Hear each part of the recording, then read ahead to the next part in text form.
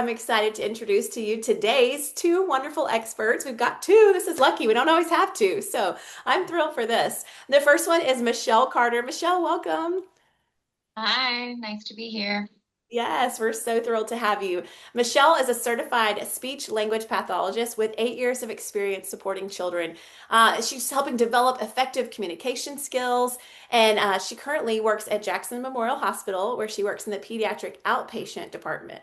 So, throughout her career, she has been passionate about fostering inclusion, empowering patients and families through evidence based practice, and advocating for communication access at home, at school, in the community. So, she is going to be a huge resource for us today, and we are so glad that you're here, Michelle. Our second expert today is Danielle Barreras. Welcome, Danielle. Hey there, Sarah. Glad to be here. Oh, I'm so thrilled that you're here. She is the Associate Director of Community Engagement with the Children's Trust, and she is a dedicated advocate of youth and families for over a decade with experience in education and community engagement. She's a former educator with multiple certifications and recognitions, and she's worked with the Miami-Dade County Public Schools as well as Florida International University. And she's currently serving with the Children's Trust, like I mentioned, as the Associate Director of Community Engagement. And so she is leading impactful initiatives like the Miami-Dade grade level reading campaign, which we're talking about reading today, the Children's Trust Book Club, which we love. We love the book club. Everyone needs to sign up for the book club. And also the Youth Advisory Committee. So these are things that are promoting early literacy through mentorship as a pathway to children's success. And she also serves on various committees and boards across Miami-Dade, fostering collaboration and change. So Danielle, thank you for taking time to be with us today. Looking forward to the conversation. Sounds like Oh, we got I a am lot to talk through. literally about to jump out of my seat. I'm so excited. I think there's few things that I might be more passionate about than reading with children. So it's going to be a great episode. Again, audience, if you have a question at any point, just drop that in that Q&A feature at the bottom of your screen. But let's get started. I've got lots of questions ready for you. So start to me. Let's do the first one.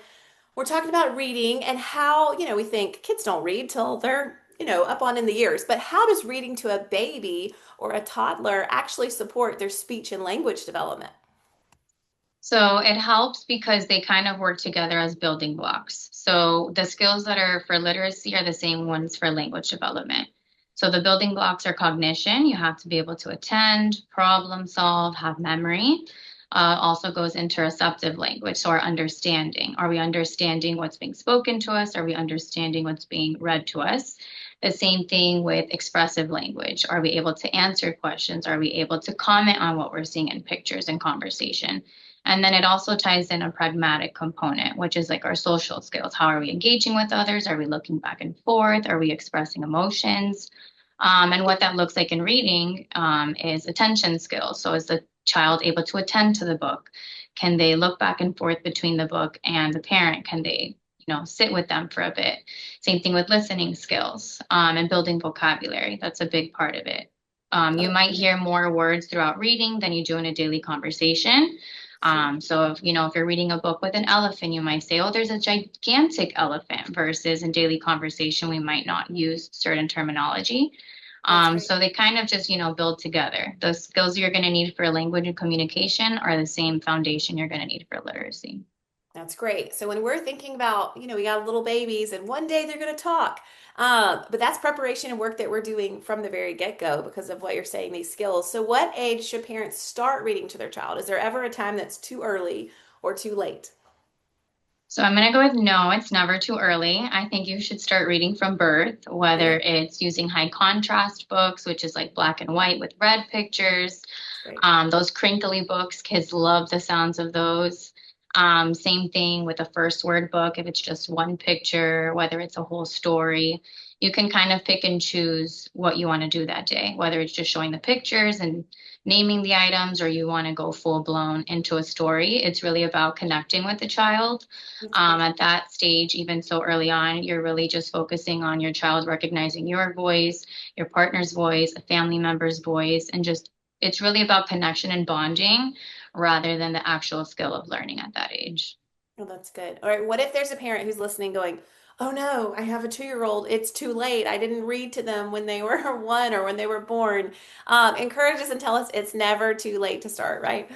Yes, it's never too late. It's all about, picking up where you are. You can only build from there. So if you're starting what you think is a little bit late, it's, just building vocabulary, like we were saying before. You can never start too late because you're always exposing. Everything has to do with exposure. So whether you did it at birth or you did it 2 years old, it's not too late. You just keep going. So I Great. don't think it's ever too late.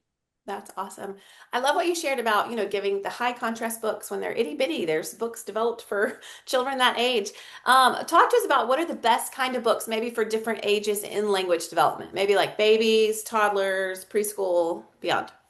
So for a toddler, what you're looking for mostly is, again, the listening skills, the cooing, the babbling. So that's why you would go toward those crinkly books, the first word books.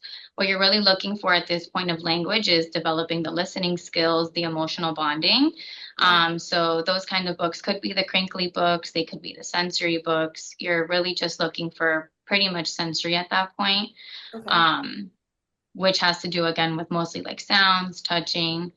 So Like that's the why you could scratchy, use, there's like, where's my yeah. llama or So I something. actually have some here. This one's called Not My Puppy. I don't know Oh if you can yeah, see that's a it. So favorite. it's like fuzzy on this side. Then if you go to a different page, it's kind of like bumpy with the That's great. paws. Same thing with a dinosaur book. There's different textures. So you can start already exposing touching, sensory, and you can build on it. So it's not just to use for a baby. You can eventually expand your language and vocabulary in the older ages. That's great. And then sort of like for a toddler, what you're focusing on from a language perspective is you're using words, you're using short sentences, you're naming objects, answering simple questions. So books that you might use for that could be, your typical, your brown bear book. I'm sure everybody's read Love this. I probably it. read this like 5 times a day. We can like And quote then it, you right? can, yes, and then you can move into The Very Hungry Caterpillar, which I'm sure many people have also Okay. seen. Yeah. So you're really here, you're looking for repetition. Kids learn through repetition. You could make it engaging, like a Where is Spot book where it has flaps so you have to pull them up. I actually don't have that one with me, but there's another one of Where is Baby's Belly? And again, flap books, Okay. engaging. They have words, a little more to expand on. You're keeping it engaging. And then as you transition into more of a preschool age, you're focusing more on using full sentences. You're working on those storytelling skills, again, expressing different ideas and emotions. And Awesome. different books like that would be, I have one here as well. If you give a mouse a cookie. Great. So you kind of expand little by little. And again, you can use these at different ages. So you can even read these books to the little ones. And as they get older, you expand. So maybe first you're working on the touching and feeling and simple words, and then you kind of expand on it, asking questions, relating experiences. That's great. So another one would be like The Napping House, the Froggy series. Those are all good books. Oh, that's great. And I've noticed I have several kids age range that we've come to the place now where my oldest, who's reading really well on her own, will read those to the little ones. And Hmm. that's kind of a fun full circle moment. So I'm like, those books will stay around for a while in your family. That is great. Okay, you mentioned something about repetition, and every Yes. parent has experienced this, but brown bear, brown bear, brown bear, what do you see? And we're like, you want to read Brown Bear again? Like I can read it to you in my sleep. But just the importance, talk a little bit about the importance of that repetition and how like, oh, that's good that they want to read the same things over and over. Yeah, so kids learn through repetition. Kids, I like to say, are like sponges. They're constantly absorbing everything. So the more you expose, the more likely they are to learn. But also, as a therapist, as a parent, as an educator, you don't also have to read the book the same way twice. So you could do it through repetition a different way. You might read the words, and then maybe the next day, the way you're reading that book is you're waving high and by to the animals. Maybe the next day, you're acting it out. So, Okay. for example, when Redbird comes this time, instead of just saying Redbird, we're going to pretend it's flying. We're going to pretend to flap our hands like a bird. Oh, that's great. So there's different ways to repeat it. You can read it the same way over and over. You can expose the repetition of the physical book, but you could be acting it out a different way every time. The repetition can also be expanding on it. So if you have a coloring sheet or if you have like figures, for example, if you're reading old MacDonald book and you have the Hmm. physical form with you and the physical manipulatives, again, you're repeating it, but you're doing it in a different way this time. So it Awesome. keeps it I fun love for the that. child and it keeps it fun for us because Keeps I it know fun I for read you. the Yeah. same book over and It's over. like a new way to read Brown Bear. Thank Yeah. you. That was actually really helpful. Um, and on that note, like I think this is a good idea of what you just shared, but what are other ways that parents can encourage a child who maybe doesn't seem interested in books or reading? Like that seems like a way to make it more interesting. Like, oh, Yeah. let's act it out. But I love So that as you a child, I feel like their main role is to learn through play and experiences. So I would sort of expand on it. For example, if you're reading Llama Llama Red Pajama Goes Camping, you could pretend to have a flashlight. You oh, can build some sort of fort. You can pretend to have binoculars, whether they're your hands or like a toilet paper roll. oh, that's so cool. And kind of make it like a shared experience as well. You might not always have it readily available, but another one is Macy Mouse Lemonade. Maybe make lemonade together, whether it's a powder pack or physically getting a lemon and you're talking about the texture of the lemon. You're working Yeah. on verbs. We're going to cut the lemon. We're going to squeeze the lemon. We're going to mix it. How does it taste? Is it sour? Is it sweet? So you can kind of make it Great. like, yes, you're reading, but you're expanding on it by Totally. doing the Yeah. physical experience of it. It's like you're So, getting kinesthetic to that vocabulary, like exactly. sour and sweet. Oh, okay. I taste it. Oh, that's And you're awesome. reading it, so you're listening to it, you're seeing it, but it's hands-on, so it's a different way to incorporate it. You can also make it more social, maybe read with siblings, read with cousins, if you have that available. You can also maybe like go to the library, make it more of a social experience. It kind of takes the pressure off the child and kind of directs attention to other people. So maybe if someone doesn't like attention on them or they tend to get nervous, they can go about it that way, as well as just having books around. So I personally have my bookshelf um, kind of within reach of the kids, which, sometimes they're going to get every book and they're going to swipe it off the shelf, and that's okay. And Yeah. they can, have options that way. You don't necessarily want to present one book. You might want to give them options. So whether it's going to be Brown Bear and the First Word book today, or, they reach for a book that might seem like it's for a child that's older and it seems a little bit past their level, but you can kind of just scale it back, talk about the Yeah. pictures, work on pointing to things, kind of following their lead, maybe topics they like, whether it's like Paw Patrol or Pete the Cat. I know those are big ones right now. Hmm. Kind of just trying to relate to them. So if they decide to grab a certain book today, try to have it to be a topic that they like or make it the hands-on experience is one of my favorite ways to do it. I love that. We are all about in our home having books accessible. So I try Mhm. to put two or three on the table at breakfast when they wake up and they're like, "Oh, what is it today?" Or a basket of books just in the living room where they can access. I think that is awesome. Yeah, and related to routines too. So you might have one about Mhm. mealtime, about Right. bath time, especially when school's coming around again. You might want to start reading books that have to do with going back to school or the wheels on the bus, depending on what I love topic it. we're on. Oh, that's great. Man, I'm telling you, we could talk about reading all day because there's so many great benefits, and you're giving us some good ideas. I'm like, I'm never going to read Brown Bear the same because of these helpful ideas. I love it. Okay, talk to me about how does storytelling or talking about the pictures, how is that helping, sentence building, vocabulary, all that?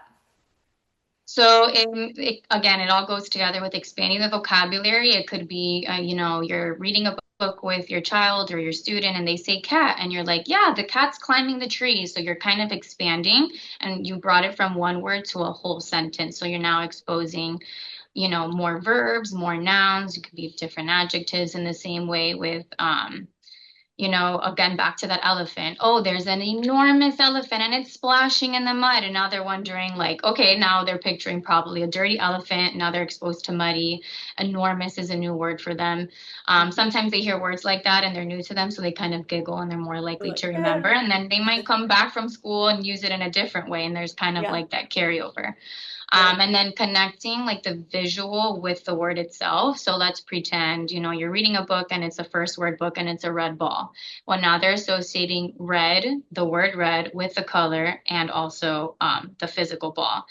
As well as when it comes to building sentences and storytelling, it's the same sequence as a book. So there's always a beginning, a middle, of an end, whether we're narrating our own story or we're reading a story itself.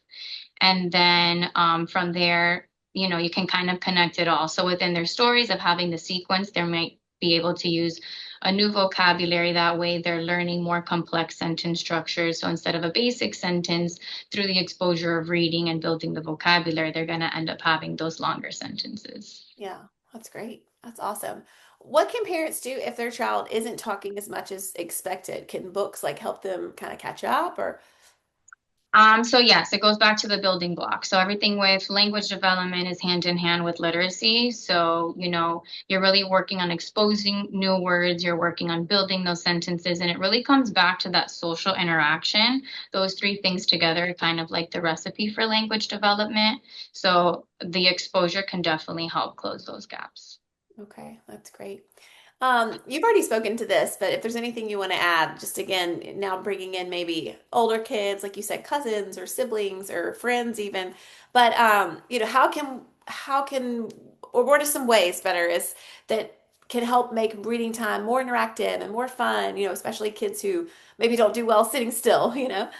Yeah, so it goes back to also how I was saying, I feel like children really learn through play, and that's their main job as a child. So you could do, if you have puppets, you can kind of make it like a puppet show while you're reading a book. You can make it like if you're reading, we're going on a bear hunt. You can kind of make that interactive. You can, walk around. You can get some toilet paper rolls and make those the binoculars, or use your hands and kind of make it more like interactive, like a scavenger hunt. You're moving your body, kids through moving their bodies through play. Again, expanding on the activities. So, for example, what I've done in the past with the Very Hungry Caterpillar is it goes through all the fruits. So there's apples, pears, oranges. You might want to pair a feeding activity with it. So maybe, one day you're reading it, everybody is trying apples that day, whether it's friends at snack time, whether it's siblings. You can try an apple, or you can try the orange that day, and kind of have everybody try it together and, comment on it. Another thing too is I'm very like tactile and sensory as a speech therapist. So maybe you can even get fruits or manipulatives, and you can actually paint with them, and you're Oh, yeah. expanding on that. Same thing with maybe if you're reading Old MacDonald and you're talking about the pig, and the pig's going to get dirty, and the pig's going to get maybe messy with some brown paint, and then you're going to talk about like washing it off after, and you're going to get the animals and you're going to dunk it in the water and you're going to wash it.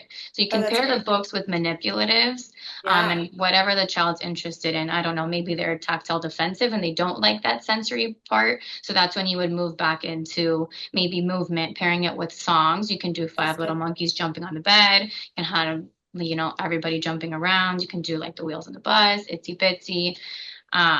Great. So, just expanding, whether it's physically, tactilely, finding another way to incorporate reading, kind of have the book there and the literacy part there, but you're more hands-on acting things out. I love that. Oh, I think that's awesome. So many great ideas. This is why we all need an SLP in our life. I need to be visiting you. I have friends who, when their kids have appointments and they're like, it's just so fun. Like, it's just great fun work that you guys do. And there's so much learning happening. And I think the kids don't even, and parents, sometimes we forget how much learning is happening through play and through reading. So this is a great, as a reminder to all of us to be initiating more of that with our kids. It's great. Okay, let's talk about, using bilingual books. Obviously, in Miami, we got a lot of people bilingual, trilingual. So how can parents use bilingual books or read in two languages to support speech development? So you would be working on the same skills in both languages. So it helps, again, develop a stronger vocabulary, better listening skills, more flexible thinking. When it comes to a bilingual learner, you go through more flexible thinking because of the decoding. And again, it's all about consistency. It's about making connection. So something you can do is you can have maybe mom's reading in English, the book today, and then, dad's reading the book in Spanish, or grandma's reading the book in French. So you can either pair the language with the reader, or Hmm. you can kind of go back and forth. So you might be reading Goodnight Moon in English and going back and forth with saying maybe one sentence or one item in English and then repeating it over in Spanish. Or maybe today we're just going to read it in English and we're going to read the same, again, the repetition. We're going to read the same book, but in Spanish. And I know there's a lot of, I guess, thoughts about this and myths, but it is a myth that you have to focus on one language.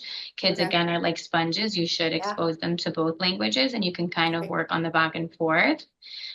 Some people might think they're going to get confused, but it's actually very natural and very normal for kids to get stuck in that code switching.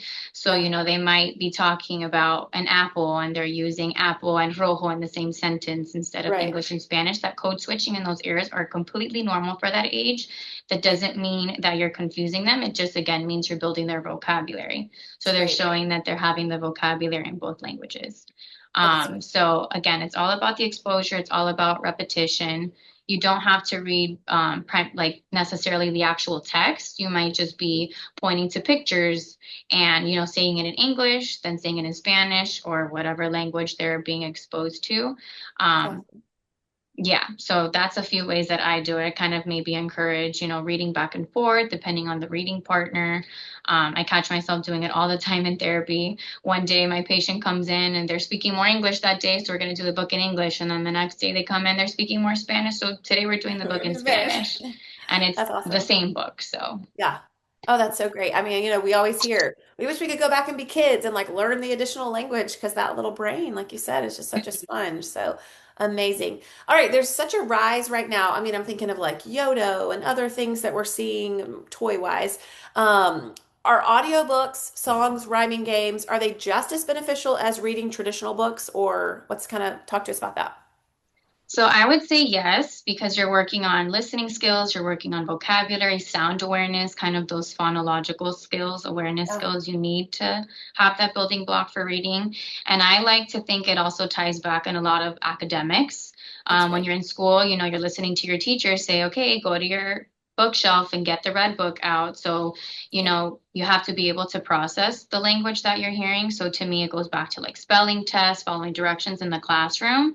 So I think audiobooks could be beneficial for, again, following directions, comprehension, relating stories, acting things out.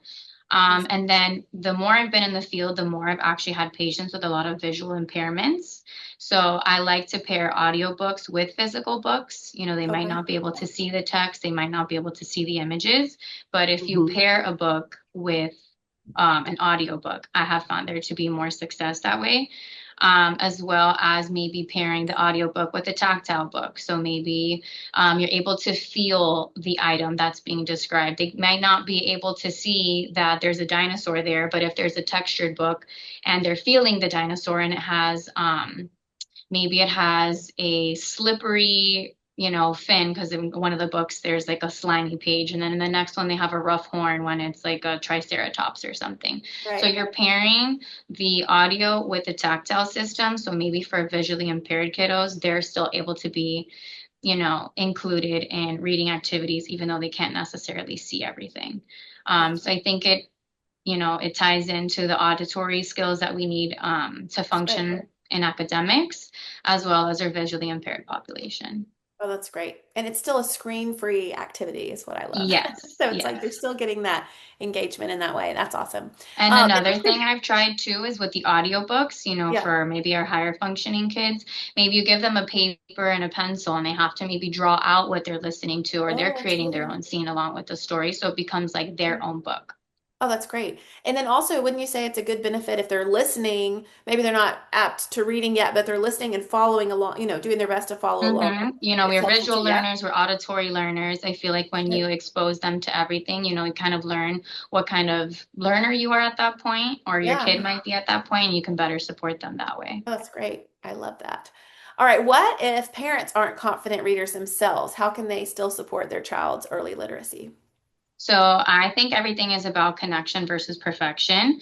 Oh, that's great. You might be reading and you stumble on a word. It's okay to admit that sometimes words are tricky, that reading can be tricky, but we can do hard things, right? Like I was not a confident reader as a child, and I hated getting called on to read in school, but I just kind of learned that it's not about being perfect. You try again, your teacher helps sound something out, your parent helps sound something out, and as adults, it's going to happen to us too. So it's really about forgetting about perfection and just expanding on everything. It's more of making reading just fun, kind of like a back and forth conversation. So Love let's it. see you're reading where is Spot, and it's like you go to the zoo that time. So you might not want to read the text that day, and you can kind of relate it back to, oh, do you remember when we went to the zoo and we were feeding the giraffes? And it kind of becomes this conversation. You still have the book present, but you're also relating things that you've done together.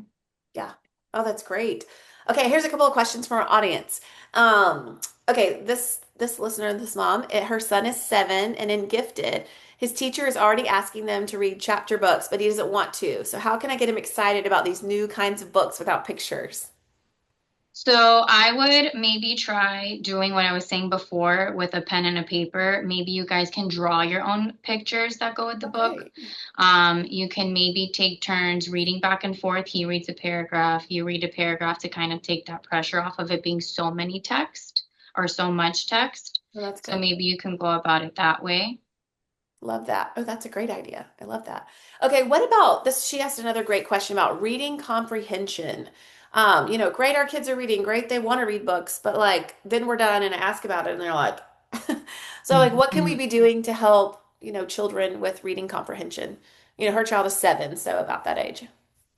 Yeah, so I think it goes back to kind of relating the experiences. So depending what it is, it might be like a time you went on vacation and, you had to travel in an airplane or you had to pack your suitcase and going back to those skills of like, and it ties into memory as well. So you want to do activities that are tying that in, but I feel like relating experiences, if the book is a topic on something you can actually do, whether it's a routine or an activity, trying to tie it back that way. And you can also scale it back. I know it's, for some of our kids, you're supposed to be reading an entire paragraph, but maybe you scale it back and you're only asking a question from 1 or 2 sentences being read versus the whole paragraph. So it's kind of meeting them where they're at.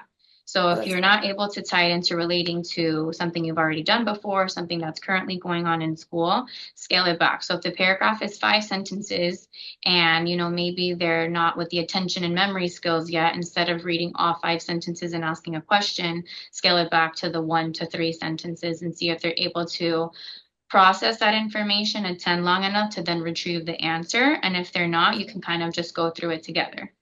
great. We're And going to like you find it said, together and keep scaling it back to kind of build that confidence, right? You don't yeah, want yeah, a kid to be so intimidating they don't even want to attempt. And it's okay to be right, wrong. We should encourage that too. It's okay right. to be wrong. We'll find the answer together. I love what you said. I feel like I'm gonna like put this on a sticky on my window. But the connection, not perfection. It's about connection, not perfection. That's so Yeah. good. I feel like that is huge about reading. And we think of, if we grew up reading with our family, maybe it creates fond memories too. And it's like we get the opportunity to do that with our kids. So hopefully that they can be lifelong learners by enjoying to read. So, Michelle, this is so good. Okay, Danielle, I haven't forgotten about you. We got into the nitty gritty here, and I love that. Michelle, thank you. You recommended so many great books too, and we've got viewers as you're listening at the end. We've got a great slide for you that's got recommendations on all sorts of things. But I know the That's Not My Whatever Animal series is an awesome one for those little people. So thank you so much, Michelle, for all of that. Okay, Of Danielle, I do want to course. ask you a couple questions about, you're doing things right here in the community to help us with literacy. Talking about brain development too, when is it an appropriate time? And I think we probably all know the answer to this now. Yeah. I'm talking with Michelle, but when is the appropriate time to start reading to our child? Yeah, I mean, I think Michelle did a fantastic job going through that, and I think it's also important in that conversation of is it too late? Where is that threshold? We do know that, babies' brains from the time they're born to the time that they're 3, I mean, they are just absorbing everything around them, as Michelle highlighted earlier. So the sooner you start, the better. And I will tell you that my own children, they're a little bit older now, but I read to them all the way through into middle school. I love And it. I will send them books. We will read books. My son in high school, even in his AP Lit class, would say, I love Mom, it. we're reading this book. You have to get it. You have to read it with me because it is so good. Oh, So it's not only, developing the language, connecting it to the oral language. It's not only getting school ready so that they're ready the day they walk into kindergarten. It's also that parent-child interaction, right? And creating this bond with your children that is lifelong. And so when they're in college like they are now and they want to share, what they're doing around, their reading, it's like, yes, I'm so glad I started that when they were little. So yeah. so good.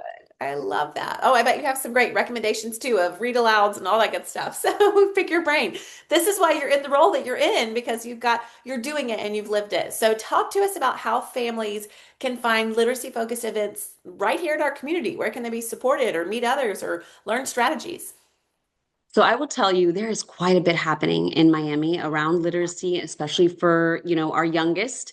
But sometimes that can get lost in the noise, right? I mean, there's just so Right. much coming out, so many things to do. And so I will say a couple different resources. I want to give you some really good concrete resources to just drive families to just start looking. So I wanted to share that if you go to the Children's Trust website, Okay. Which is you're going to childrentrust.org, or tell us. Yep, it's the childrenstrust.org. Great. And you'll be able to click parent right at the top right. It just says parent, and you click that. And there's an entire events calendar. There's a community calendar. So everyone across Miami-Dade, whether it's nonprofit events, whether it's outreach events, whether it's our library, I mean, you name it, Great. these organizations are filling in our community calendar. So you can pick the month, pick the day, and see what's available. In addition, there's also an events page. So we have organizations that are uploading all their flyers for all of their events. Miami Children's Museum, right? I mean, all these different, the Frost Museum, uploading all their family days that are free and low cost. And then in addition, what we do, we just started this a couple months ago, and it has proven to be a real success for our families, is we don't always want to go to a website. So what we've been doing is we've been spending time taking all the events that are occurring that week and pushing them out in a social media post right before the weekend kicks off. And Great. so if you're going to the childrenstrust.org on any social media platform, you're going to find that right before the weekend kicks off, we're trying to highlight to you all of the free and low cost events that are happening across the county. And we also know our library does such an incredible job Amazing of putting job. on all kinds of Yeah. events. And we do a lot of partnership, right, with them. I will share that I'm also part of a larger group of organizations across Miami that are trying to come together and say, how can we share all the family days that we're doing and cross promote those? So if a family is, going to the History Miami Museum, or they're going to Miami Children's Museum, when they go to see that information, those organizations are also going to cross promote Right. to what, Be Strong International is doing, right? So Yeah, I love that. Oh, great trying to marketing. create this synergy so that families don't have to, be searching and looking and trying to, gather all the things on top of raising our children and reading to them. There's a lot. We got so much. That's the heart of what we do too. We're like, moms are busy. We need something Yeah. easy. Get it in front of us. So that's Yeah. great. We've loved working with you at Miami Mom Collective because you're doing such great work for families in so many aspects. And today we're just talking about literacy, but there's tons of other things that Oh, the yeah. Children's Trust is doing. So talk to us about, okay, we've all been in this situation. I recently, but we've got a lot to get done, cooking and cleaning and all the things. And it's witching hour at 5 p.m. We got to make dinner. Screen time can easily become the babysitter. So give us some ideas of how caregivers could maybe think to replace screen time. We talked a little bit about audiobooks or things like that. So Yes. So I'll tell you what we did. It's kind of a cool project that we did where we hosted a contest, and we said everyone in the early childhood space, whether you're a teacher, you're a director of a preschool, you're an owner, you're a student that is working in this space, send us your best lesson plan. And then what we did was we had a team of experts come together, review all these incredible lesson plans. I mean, we had, I don't know, 50, 75 different individuals submitting these incredible lesson plans. awesome. And then we had selected 5 winners. And from that, we went on to build out an in-person model as well as a virtual model of 5 fully stacked workshops that are directly tied to our state standards. And it's really focused on children from birth to 5. And so Great. then we created a website free accessible to everyone anywhere. It's called Ready, Set, Go Miami. Okay. .com. And I know you'll have that on your resources that you mentioned, Yeah. Yeah. Sarah, at the end. Anyone can go on there and see these. And again, there's visuals, there's books. Michelle had given you so many wonderful books. Some of those books are part of these workshops we've built out. Great. And these were built in a way that if I, as a mom in my neighborhood, want to gather some of my friends together and maybe order some pizza and have our children together and have mom time together, I can pull this up and it'll tell me some fun activities I can do that are going to help during the chore time, right? So whether it's cooking dinner, whether it's, you're walking, I don't know, to your bus stop or riding the bus or sitting in a doctor's office. So it's really going to give you these concrete things that you can do while you're sitting around with your child kind of waiting. We know that Michelle went over so many different things, just carrying some of these books, in our diaper bag or in our backpack, and Great. being able to pull out some of these things while we're sitting or while we're waiting sometimes we see our chore as, okay, I've got to cook dinner. This is my objective. I got to get this done by this amount of time. So I'm going to turn on that screen for my child. But maybe it's just saying, hey, I'm going to put the high chair right next to me while I'm cutting these Yeah. vegetables, right? Or Yeah. while I'm stirring this pot, trying to get the pasta ready, and really just engaging them through language and That's also through great. showing them, narrating everything that you're doing, Yeah. right? I mean, Michelle, you're nodding your head because this is directly in line with, Yeah. everything you talked about. So I do want to share ReadySetGoMiami.com. Great. Definitely want to check it out. Lots of great tips there. But I also want to highlight that in the month of March, we have organizations across the county, including our libraries, preschools, mom groups and Yeah. neighborhoods that we engage to have these workshops, and we try to do 80 to Oh, 100 workshops just in the month of wow. March to That's get families using amazing. some of these strategies in their chore time. So That's you can awesome. look out for that. Oh, that's amazing. I will. Month of March. Oh, that's so great. Yes. Oh, thank you, Danielle. All right, talk to us Yes. about if a child has a disability. Should a caregiver change the way that they're interacting with reading? Yeah, so I think it harkens back to it, all children need to be exposed in some capacity, right? With books. One of the really cool features, and I think we'll talk about this a little bit later, is our book club. Um, and what I want to highlight there is we've done this really great partnership with our Miami-Dade public library system Yeah. to focus in on how we can make books accessible not only in their print form, but also in Braille and also in audio. And so we've been working very closely with the national library system to ensure that the books that are available are also available in these different formats. And so, the book club is one of those things, we'll talk about a little bit and go into where you can kind of find some of these resources and get access to them. That's So yeah, awesome. I would I'm gonna say get into that. wrapping it up, sorry, Sierra, wrapping it up No. is it's the same. You want to, Yeah. keep doing that exposure, spending that time. And again, it's not just about reading the book.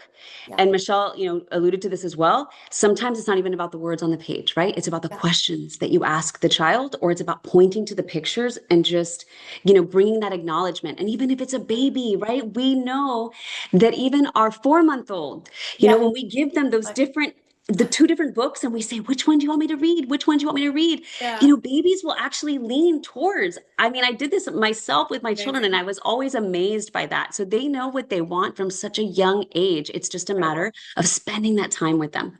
That's right. Oh, that's incredible. And such a reminder too of just the fruit of your labor years later. Like that's encouraging to hear about your older children excited about the literature. That's amazing. Mhm. We are going to get into the book club. Okay, one more question about you, or one more question for you before we get into the book club. How can parents engage with parenting experts? You guys are doing so much.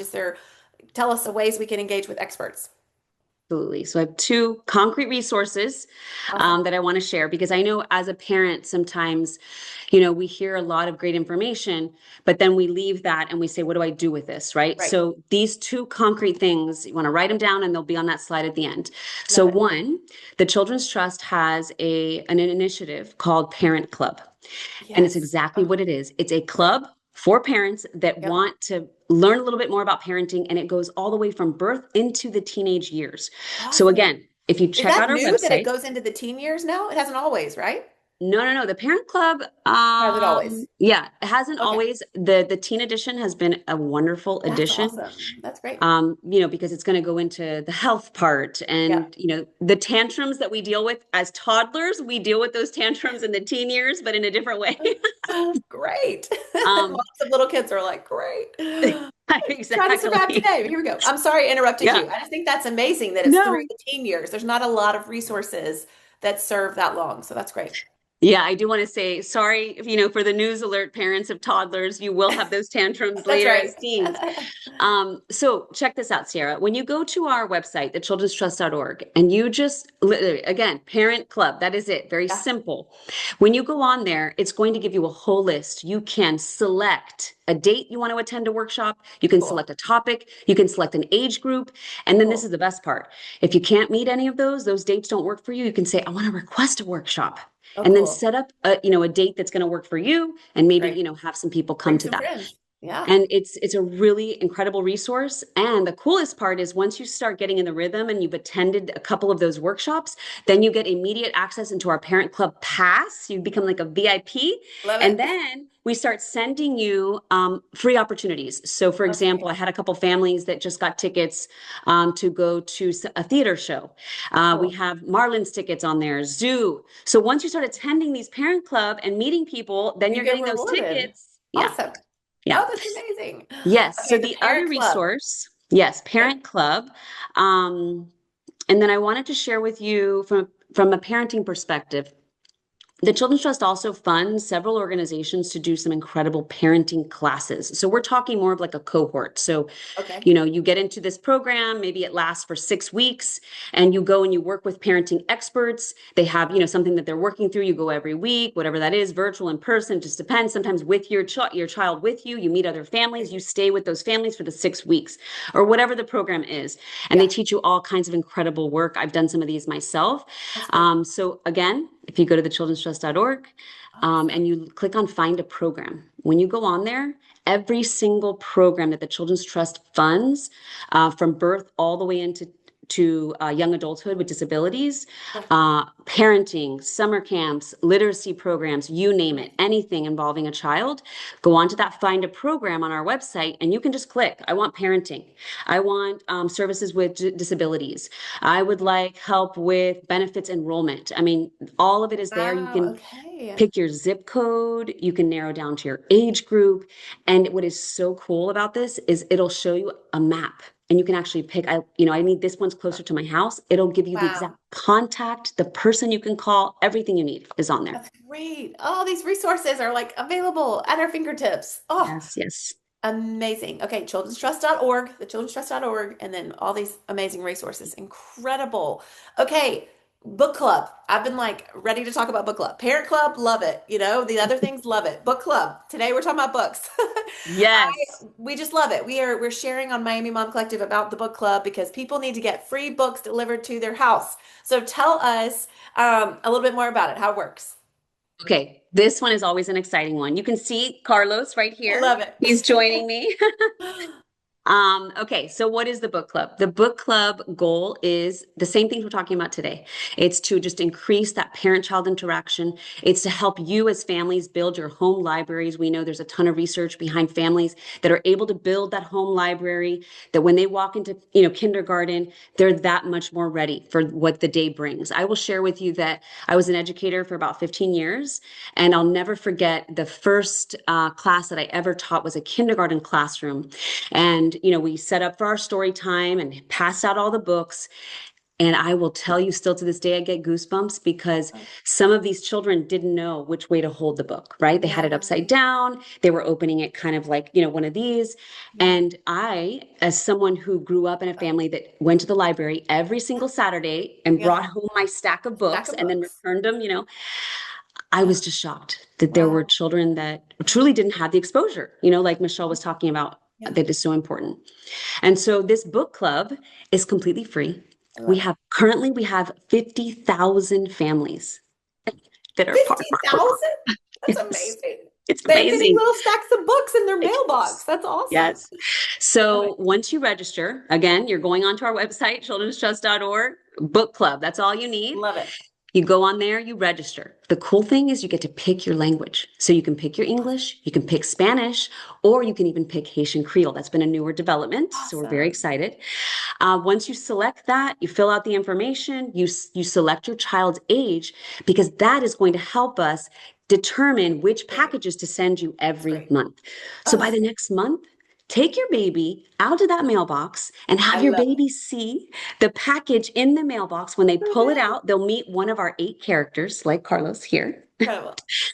And then they get to rip that package open. And not only is there a book that's developmentally appropriate for your child's age, but there's also some resources for you as the parent. And it's in Incredible. the language that you select. So That's you great. can say, I want my parent resources in Spanish, but Yeah. maybe I want my book in English. Right. Okay. I So didn't know so that. that's Cool. that's a really great thing for our families to encourage that the native language, whatever language is being spoken in home, as Michelle had talked about earlier, that's going to help our children, right, overall. Amazing. So, can I share a few more things about the Please, book club? please. Okay. Yes.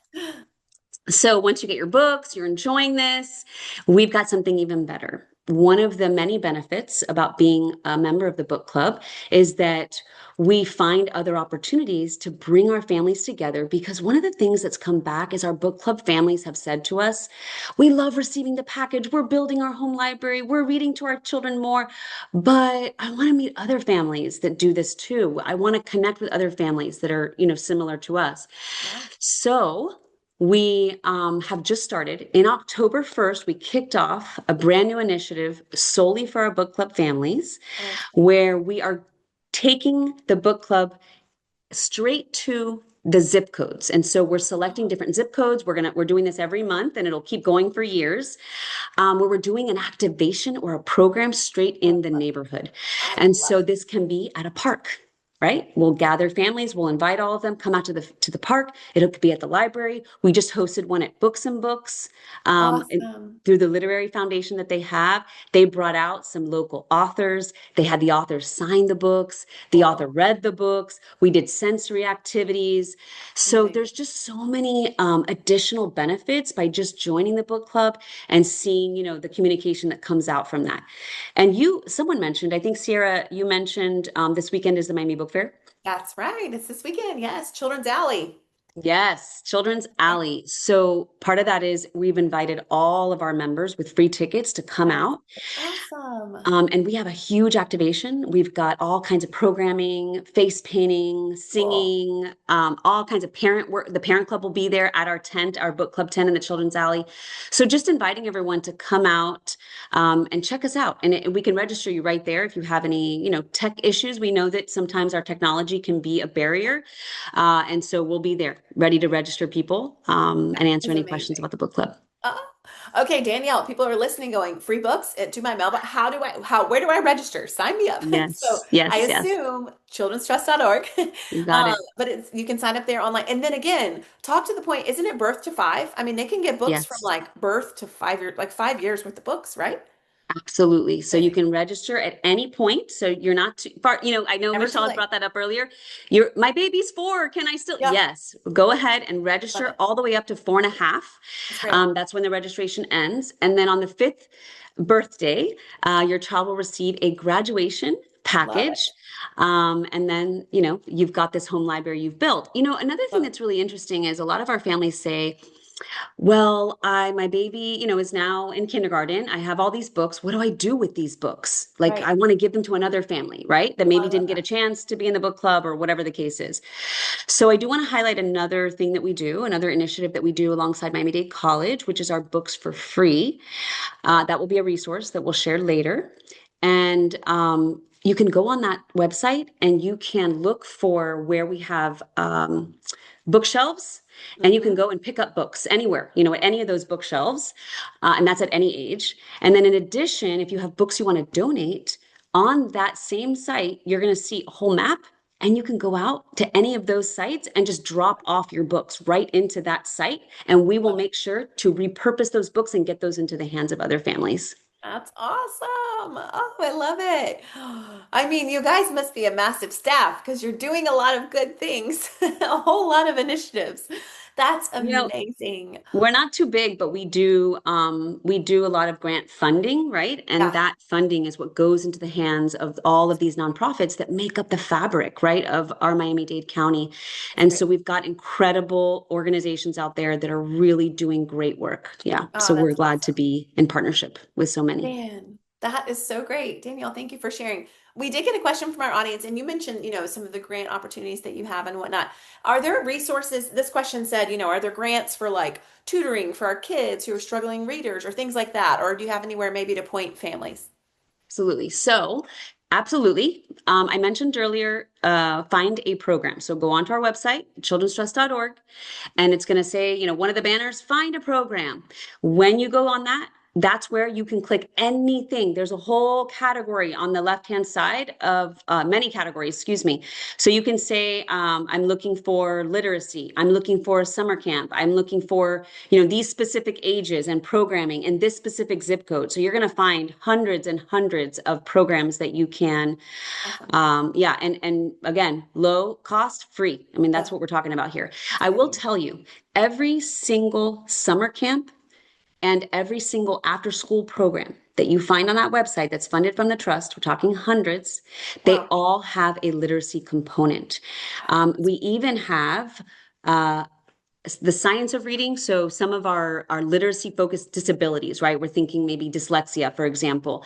We even have, specialized intervention happening at some of our summer camps and our after school programming so that we work in tandem with our school district, right, to ensure that our children are really ready when they're going into, each of the grade when they walk in the door.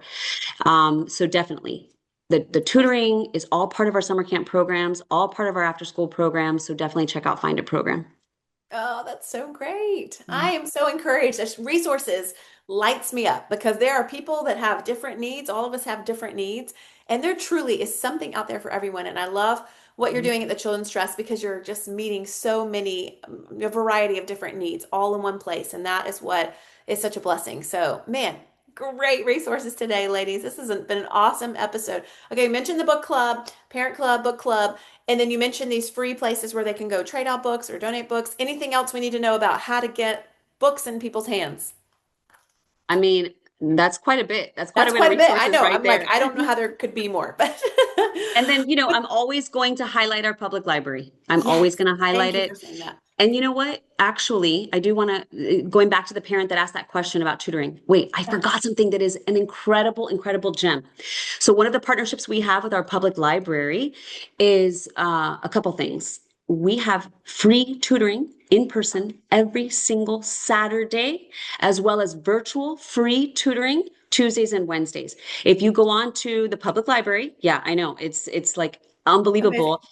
And I'm talking about these things all the time, like all over the community. And I'm always so amazed, like, you don't know about this? I'm going to tell you, please I'm whisper like, it you to need a 100 billboard people. on 95 on the Palmetto, like free resources. So, yeah, so Miami-Dade Public Library, and you just look on their site for tutoring. It's right there. I oversee this program, so I check on it all the time. I have conversations with them, the number of kids that are coming through, and it's all the grades. I mean, it's everything. You can come in there for algebra, you can come in there for geometry, you can go in there for difficulty in third grade reading. It's all of it. So please look at that tutoring service. Another thing that's really great is the library has a bookmobile. And so they Oh, I take love that. the bookmobile into, various neighborhoods throughout the year. You can check out their scheduling online. That is so Um, cool. Thinking about neighborhoods maybe that don't have a library, right, within a couple mile radius. And so they're Yeah. bringing that bookmobile out there. So definitely check out the library for sure. Oh my goodness. That is so cool. You're making me want to come on, kids, we're going to the library. That is so awesome. Wow. Ladies, Michelle, Danielle, thank you so much. We've got a wealth of information. Michelle, you had us thinking of all the things that we're doing with our babies and our little people reading. And then Danielle, you're like, here's the resources to make all that happen. So this was just really a dream team sort of episode. So I am so thankful for both of you. All right, we're going to go ahead and put that slide up here because there's lots of resources. And again, thechildrentrust.org, there's even more. So if you're listening, go ahead and screenshot this because there's the books that Michelle recommended. There's some great websites for all the literacy stuff, all the childrenstrust.org things. So screenshot this or take a picture with your camera or your phone